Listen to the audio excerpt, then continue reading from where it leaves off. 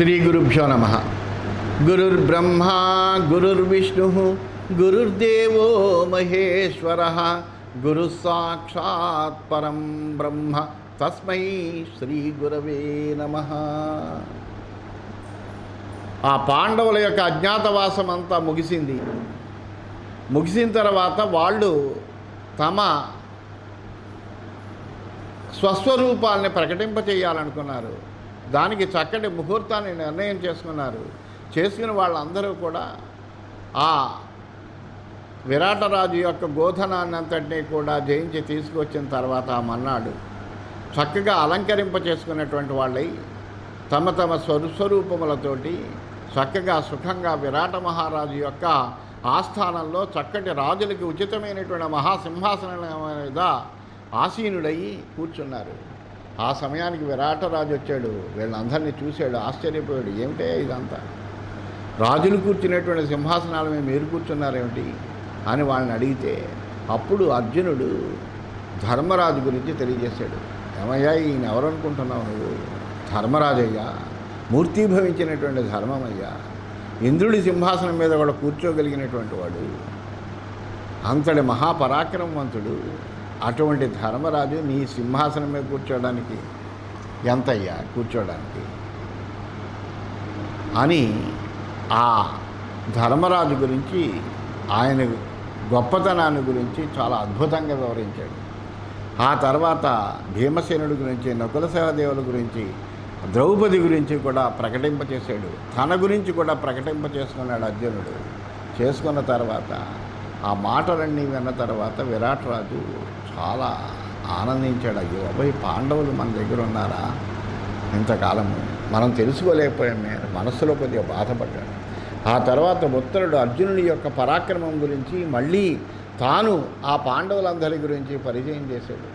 చేసిన తర్వాత వెంటనే విరాటరాజు అంటున్నాడు, తన పుత్రుడైన ఉత్తరుడితో చెప్పాడు, ఈ సమయంలో మనము ఇప్పటి వరకు వీళ్ళకి అనేకములైన అపచారాలు చేశాం. మనము ఎంతో పూజనీయులైనటువంటి ఈ పాండవులను మనము మన దగ్గర సేవకులుగా ఉన్నారు వాళ్ళు. మనం అనేకమైన పరుషమైనటువంటి మాటలతో హింస పెట్టాము. ఈ పాండవులను మనం ఆనందింపజేయవలసినటువంటి అవసరం ఎంతైనా ఉంది. అందువలన నేను ఈ విధంగా చెయ్యాలనుకుంటున్నాను. ఉత్తరాన్ని అర్జునుడికి ఇచ్చి వివాహం చేస్తే బాగుంటుందని నాకు అనిపిస్తోంది. నీకు కనుక ఇష్టమైతే ఆ విధంగా చేద్దామని ఉత్తరుడితో సంప్రదించేటప్పటికీ అప్పుడు ఉత్తర కుమారుడు అంటున్నాడు, ఆర్యాః పూజ్యాశ్చ మాన్యాశ్చ ప్రాప్తకాలంచ మే మతం పూజ్యంతాం పూజనార్థాశ్చ మహాభాగాశ్చ పాండవాః. పాండవులు చాలా పూజనీయులైనటువంటి వాళ్ళయ్యా. ఎవరైనా సరే వాళ్ళని పూజింపదగినటువంటి వాళ్ళే. అద్భుతమైనటువంటి పరాక్రమాలు కలిగినటువంటి వాళ్ళు, దేవతలతో సమానమైనటువంటి వాళ్ళు, వాళ్ళకి మించినటువంటి వాళ్ళు ప్రపంచంలో ఎవ్వరూ లేరు. అటువంటి వాళ్ళు, గొప్ప సౌభాగ్యం కలిగినటువంటి వాళ్ళు, వీళ్ళని సత్కరించడానికి మనకు చాలా చక్కటి అవకాశం మనకు లభించింది. అది మన అదృష్టం. ఎందుకంటే ఒక గొప్పవాడిని మన గృహానికి విచ్చేశారు అని అంటే కనుక మనకి ఎంతో భాగ్యం ఉన్నట్టు లెక్క. ఎందుకంటే వారి దగ్గరికి వెళ్ళి మనము వాళ్ళ దగ్గర వాళ్ళ యొక్క దర్శనం కోసం వేచి పొందవలసినటువంటి దర్శనం మనకు అలభ్యంగా దొరుకుతుంది అంటే మనకి ఎక్కడో పూర్వ సంచితమైనటువంటి పుణ్యఫలం అధికంగా ఉండేది మనకు లభించింది. దాన్ని గొప్ప అవకాశంగా మనం భావించి వాళ్ళని సత్కారం చేసుకోవాలి, వాళ్ళని పూజించాలి. అలాగా ఇటువంటి పాండవులు మనకు దగ్గర ఉన్నారు అంటే అది ఎంతో అద్భుతమైనటువంటి మన పూర్వ సంచితమైన పుణ్య విశేషం అది. అందువలన వాళ్ళని తప్పనిసరిగా మనము సత్కరించడానికి మనకు చక్కటి అవకాశం వచ్చింది.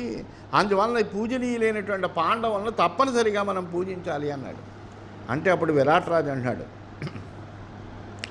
అహం ఖల్వపి సంగ్రామే శత్రూణాం వశమాగతః మోక్షితో భీమసేనేన గావశ్చాపి జతాస్తథా. నేను కూడా త్రిగర్తులతో యుద్ధం చేసేటప్పుడు ఆ శత్రువులకు వశమైపోయాను. నేను వాళ్ళని ఓడించలేకపోయాను. నేను అటువంటి సమయంలో భీమసేనుడు వచ్చి నన్ను విడిపించాడయ్యా. ఈ గోవులన్నింటినీ కూడా అతడే జయించాడు. ఏతేషాం బాహువీర్యేణ అస్మాకం విజయో మృధే ఏవం సర్వే సహామాత్యాః కుంతీపుత్రం యుధిష్ఠిరం ప్రసాదయామో భద్రంతే సానుజం పాండవర్షభం. ఈ పాండవుల యొక్క బాహుబలం చేతనే యుద్ధంలో మనకు విజయం కలిగింది. నేను త్రిగర్తల మీద విజయం సాధించినా, నువ్వు కౌరవుల మీదకి యుద్ధానికి వెళ్ళినా కానీ వాళ్ళందరి మీద విజయం పొంది మన గోధనాన్ని మనం చేసుకోగలిగామంటే దానికి కారణం ఎవరయ్యా అంటే ఈ పాండవులే. కాబట్టి కుమారానికి భద్రమవుగాక. మనమందరము కూడా మంత్రులతో వెళ్ళి పాండవ శ్రేష్ఠుడైనటువంటి యుధిష్ఠిరుని అతని తమ్ములతో సహా మనం సంతోషపరచాలి అని అన్నాడు.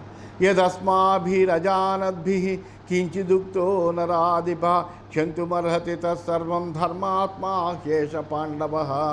అజ్ఞానంతో తెలియకపోవడం చేత వీళ్ల పట్ల కొంత మనం అనుచితంగా ప్రవర్తించాం, అందులో ఏమీ సందేహం లేదు.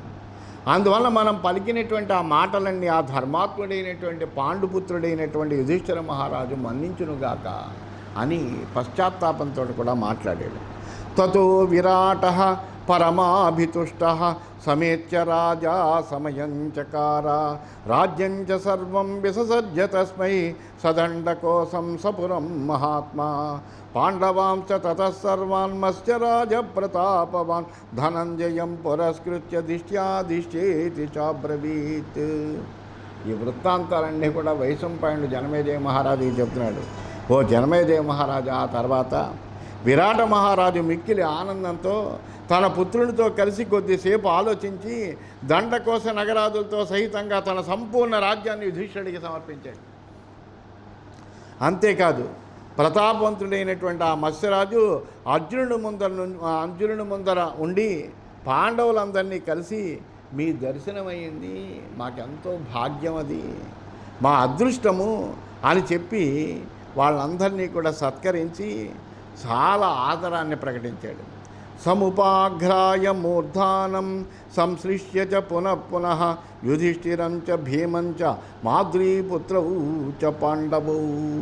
అలాగే అతడు యుధిష్ఠిరుని, భీముని, అర్జునుడిని, నకుల సహదేవుని శిరస్సును మూర్కొన్నాడు, హృదయానికి హత్తుకున్నాడు, ఎంతో ఆనందపడ్డాడు.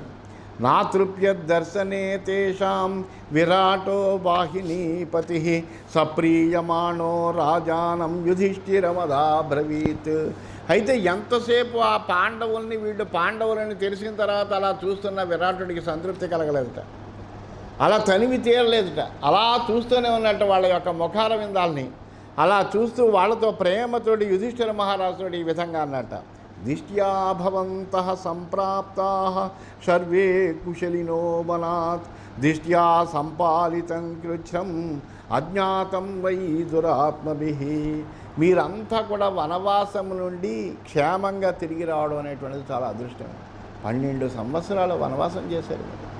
అటువంటి వనవాసం చేసి చాలా క్షేమంగా తిరిగి వచ్చారు.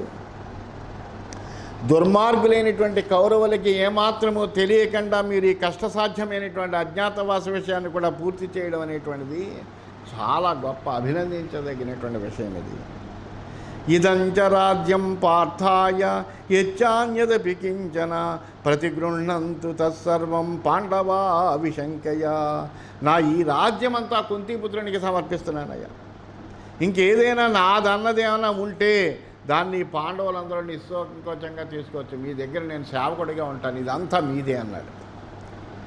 ఉత్తరాం ప్రతిగృహ్ణంతు సవ్యసాచీ ధనంజయ అయం హ్యౌపయుకో భక్త తస్యాహ పురుష సత్తమః. అంతేకాదు సవ్యసాచి అయినటువంటి ఆ అర్జునుడు నా కూతురైనటువంటి ఉత్తరను భార్యగా స్వీకరించుగాక, అంటే నా కుమార్తెనిచ్చి అతనికి వివాహం చేస్తాను. ఎందుకంటే ఇటువంటి అద్భుతమైనటువంటి పరాక్రమం కలిగినటువంటి ఆ అర్జునుడు ఆమెకు అన్ని విధాల యోగ్యుడైనటువంటి భర్త అని విరాట మహారాజు ధర్మరాజుతో చెప్పాడు. ఏవముక్తో ధర్మరాజ పార్థమైక్షద్ధనంజయం ఈక్షితశ్చార్జునో భ్రాత్ర మత్స్యం వచనమబ్రవీత్ ప్రతిగృహ్ణామ్యహం రాజన్ సృషాం దుహితరం తవా యుక్తశ్చావాం హి సంబంధః మత్స్య భారతయోరపి. విరాట్ రాజు అలా అన్న వెంటనే ధర్మరాజు అర్జునుడికేసి చూశాడు. ఆ అర్జునుడు ఆ కేసు అలా చూసేప్పటికి ఆ ధర్మరాజు యొక్క చూపుని గ్రహించాడు అర్జునుడు. వెంటనే మత్స్యరాజుతో అర్జునుడు ఈ విధంగా చెప్పాడు, ఓ మహారాజా, నేను మీ కుమార్తెను కోడలిగా గ్రహిస్తున్నానయ్యా. ఈ మత్స్య భరత వంశాల మధ్య ఏర్పడేటువంటి ఈ సంబంధం అన్ని విధాలా తగినటువంటిది, నేను స్వీకరించిన నా కుమారుడికి వివాహం చేస్తానని. ఇది శ్రీమన్ మహాభారతే విరాట పర్వణి వైవాహిక పర్వణి ఉత్తరా వివాహ ప్రస్తావే 71తమోధ్యాయ. ఈ విధంగా శ్రీమన్ మహాభారతంలో విరాట పర్వంలో, వైవాహిక పర్వం అనేటువంటి ఉపపర్వంలో, ఉత్తర వివాహ ప్రస్తావము అనేటువంటి 71వ అధ్యాయం పూర్తయింది. మనం 72వ అధ్యాయంలోకి ప్రవేశించాం. అప్పుడు విరాటరాజు చెబుతున్నాడు, కిమర్థం పాండవ శ్రేష్ఠ భార్యాం దుహితరం మమ ప్రతిగృహీతుం నేమాం త్వం మయా దత్తమిహేచ్ఛసి.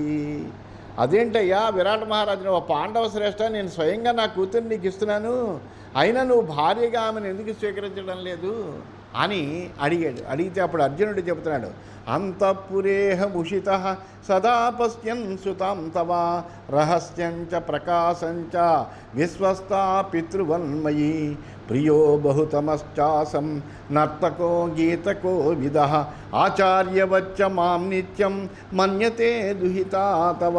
అర్జునుడు చెప్పాడు, నేను చాలా కాలం మీ అంతఃపురంలో ఉన్నానయ్యా.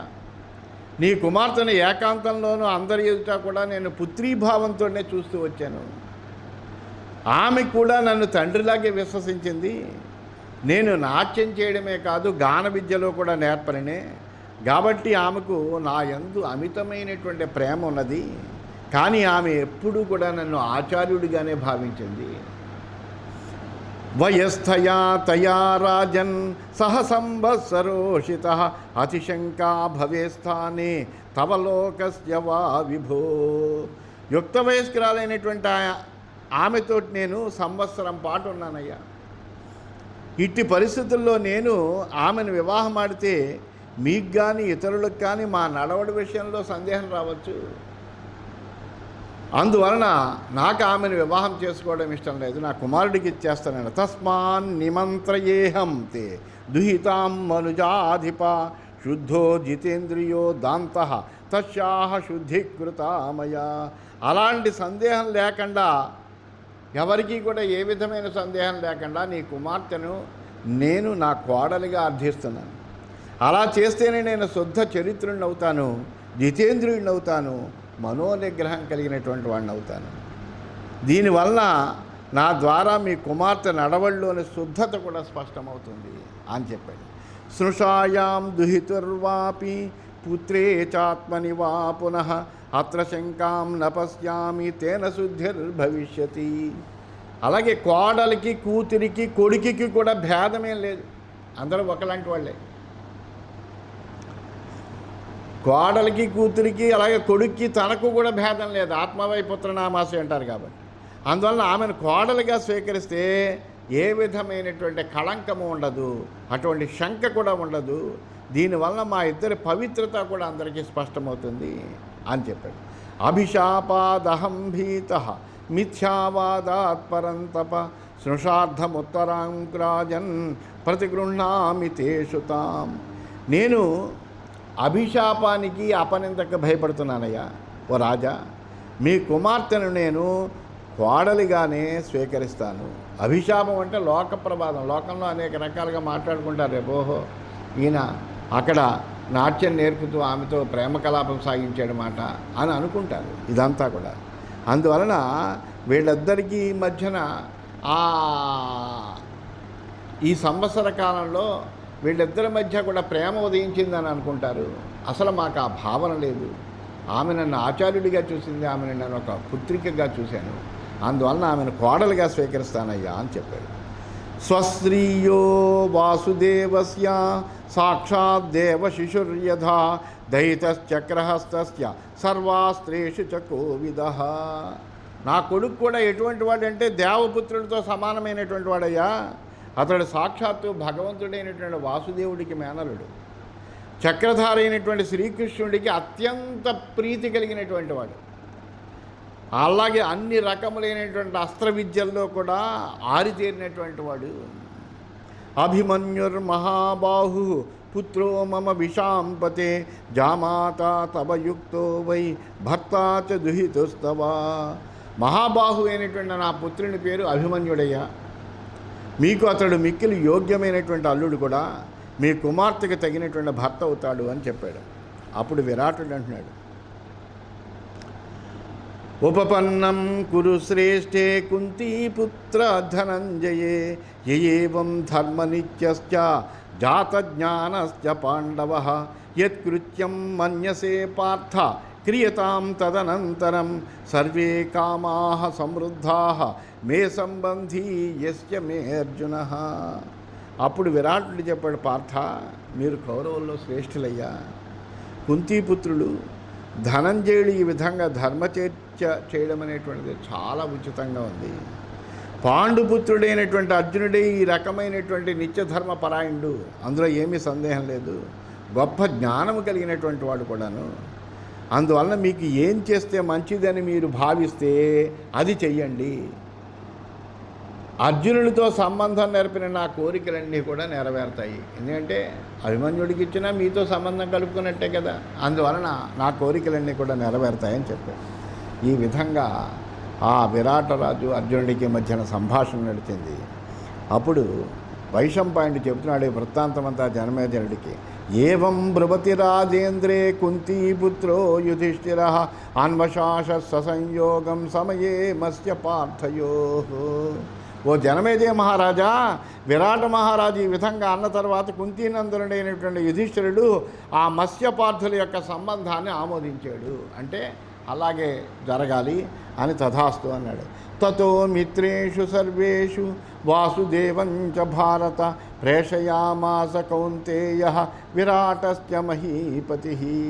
ఆ తర్వాత కుంతీపుత్రుడైనటువంటి యుధిష్ఠిరుడు, విరాట మహారాజు కూడా తమ మిత్రులకు, బంధువులు అందరికీ భగవంతుడైనటువంటి వాసుదేవుడికి కూడా ఆహ్వానాలు పంపించారు. తతస్త్రయోదశే వర్షే నివృత్తే పంచ పాండవాః ఉపప్లవ్యం విరాటస్య సమపద్యంత సర్వసః. ఈ విధంగా పాండవులు తమ 13వ సంవత్సరం పూర్తి కావడంతో అందరూ విరాటుడి యొక్క ఉపప్లవ్యమైనటువంటి నగరానికి వచ్చి అక్కడ నివసిస్తున్నారట.